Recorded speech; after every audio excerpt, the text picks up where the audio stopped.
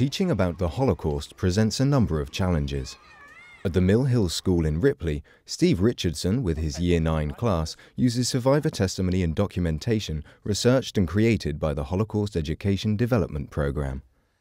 I hope you can see us from the title from today's lesson, we're going to talk about liberation in the context of what we've already been studying about the Holocaust. So, I want you to have a go at these 4 tasks.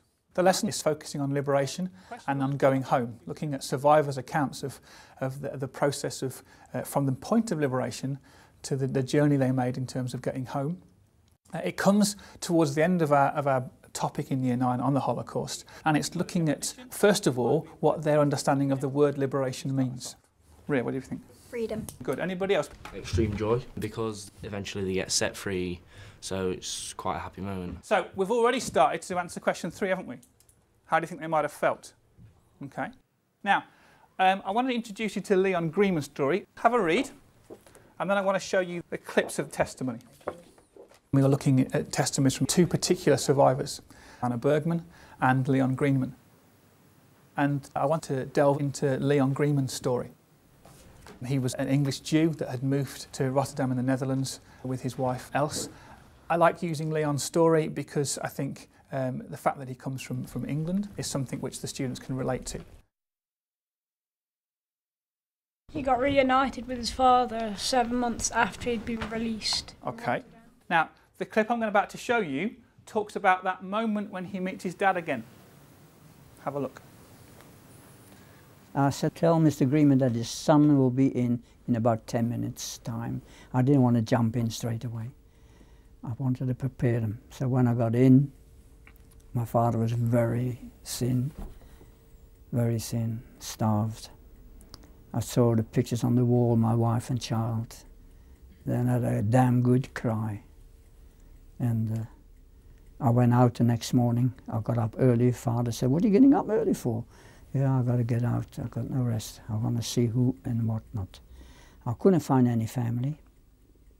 I couldn't find friends. Okay. Now, 3 tasks. Tasks 1 and 2 on the screen, I think we can perhaps do together if you wish. The issues they faced and what it tells us about how the survivors were experiencing life again. Please share ideas with the person next to you. Off you go. I think they'll have mixed feelings, like happy if they did find their friends and family, but sadness if they didn't.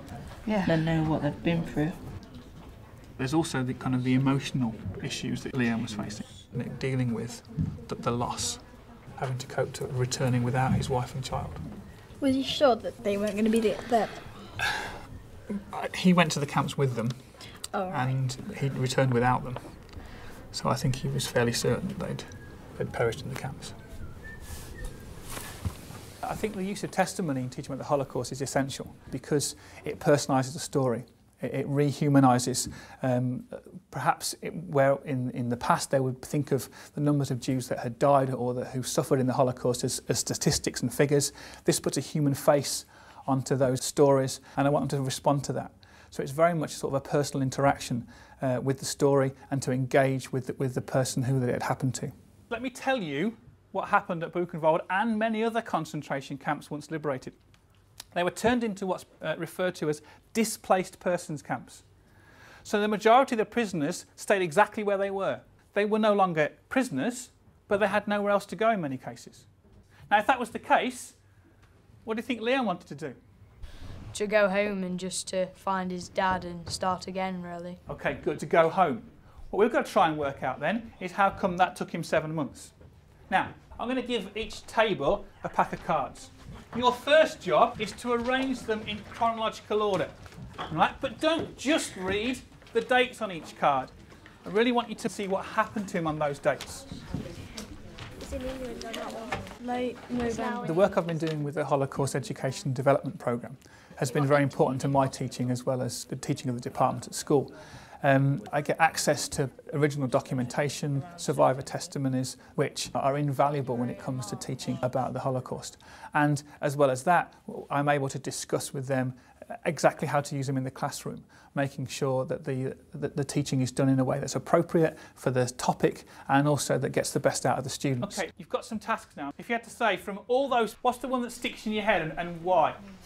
Where he takes his stepmom and his dad to live in London with his brother, because like he wants all his family close and he's got nothing left. Good. About drawing the family back together. He wants to be with his brother in London. He wants his dad and his stepmom with him. Good. He met a journalist from the flight that he was going to take to where he lived, and the journalist wrote in the London Evening Standards. It was just outside the camp gates of Buchenwald where this interview took place. And it's a really short article that appeared in the Evening Standard. And I've got that article for us just to look at as we finish off today. So have a look.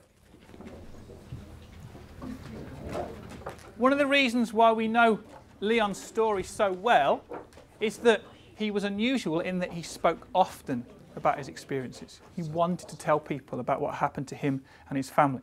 And the other reason he was unusual is that he spoke so soon about it. Let me ask you this, why was it important to him that everybody knew exactly what happened from the word go? So people didn't soften up the truth. Good. This idea of softening the truth, perhaps, you know, this is exactly what happened to me and I need people to know it now. I think that's the public reason. But is there any personal reason why you might want to do it? What do you think, Ben? Probably just wanted to let go of it all. That's a really interesting idea. Just the telling somebody was in some way helping him to cope with his experience. Now, I want us to think a little bit about these three tasks as we finish today. Okay? Were Anna and Leon's experiences of liberation joyful? How do their experiences challenge our ideas of what liberation means? And do you think they have ever really been liberated? Three quite tough questions. Speak about it with the person next to you. Off you go. When they first found out that they were going to get out, I'm sure they must have been a bit joyful happy. a bit. They But found I out they suppose were going once to they find. actually got back. He couldn't find any of his relatives around town apart from his mum and dad. Exactly. So it's sort of... So yeah. basically it was mostly sad really.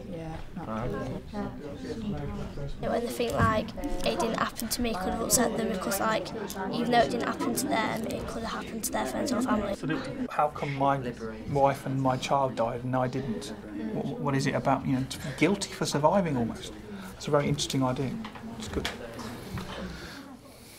Now, do you think that Leon and Anna have ever really been liberated? Ria, what do you think?